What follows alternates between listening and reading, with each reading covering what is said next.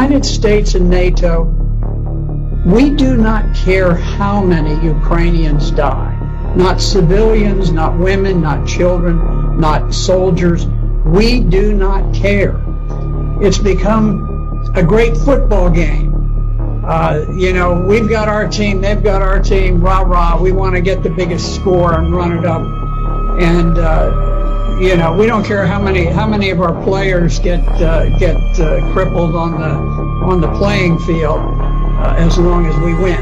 Now, we are shipping fantastic quantities of weapons, and it's caused the stock of Raytheon, which creates missiles, and Northrop Grumman, which creates aircraft and so forth, and missiles. All of these defense industries have become tremendously bloated with tax dollars. I don't think it's ultimately going to change the outcome. I think that Russia will prevail. The Ukrainians are in a very awkward strategic position in the east. But if you look at the way that this unfolded, President Putin made a desperate effort to stop the march towards war. Back in December of 2021, he went so far as to put specific written proposals on the table with NATO, peace proposals, to defuse what was coming about. Because at this point, Ukraine was massing troops to attack the Donbass. So he was trying to head this off. He didn't want war. And NATO just blew it off, just dismissed it, never took it seriously, never went into serious negotiations. At that point, Putin, seeing that armed Ukrainians with weapons to kill Russian troops were literally on their borders, decided he had to strike first. Now you could see that this was not some pre-planned attack. This was not like Hitler's attack into Poland, where the standard rule of thumb is that you always have a 3-to-1 advantage when you are the attacker.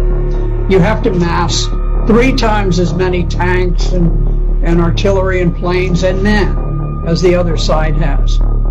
In fact, when Russia went in, they went in sort of with what they had, what they could cobble together on short notice, and they were outnumbered by the Ukrainian forces. The Ukrainian forces had about 250,000.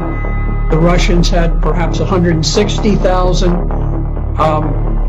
So instead of having 3 times as many, they actually had fewer troops than the Ukrainians, but they were forced to attack to try to preempt the battle that was looming, where the Ukrainians had massed these forces against the Donbass.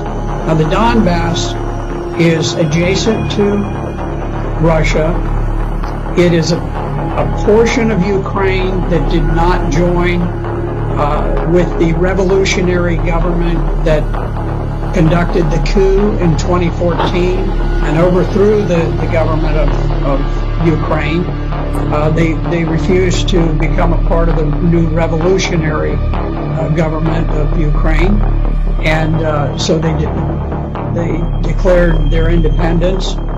And Ukraine had massed this enormous army to attack against the Donbass.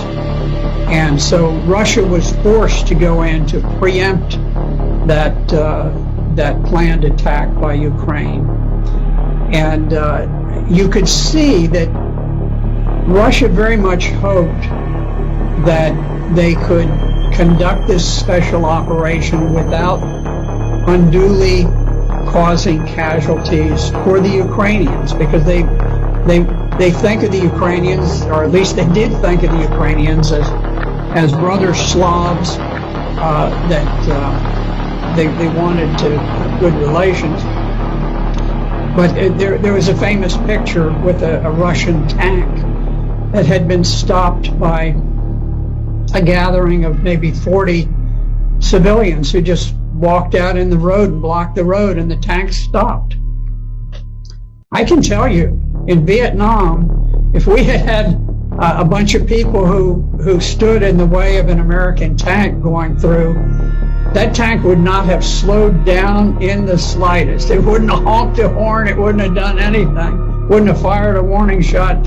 It would have just gone on. And I think that's more typical. I'm not criticizing the Americans. I was there and I was fighting, and I probably would have driven the tank straight through myself. But what I'm saying is that the rules of engagement for the Russians were very, very cautious. They didn't want to create a great deal of hatred and animosity. They've been incredibly reserved about these things, hoping against hope that peace could be achieved. But I don't think Ukraine has anything to do with the decision about peace or war. I think the decision about peace or war is made in Washington, D.C. As long as we want the war to continue, we will fight that war using Ukrainians as proxies, and we will fight it to the last Ukrainian death.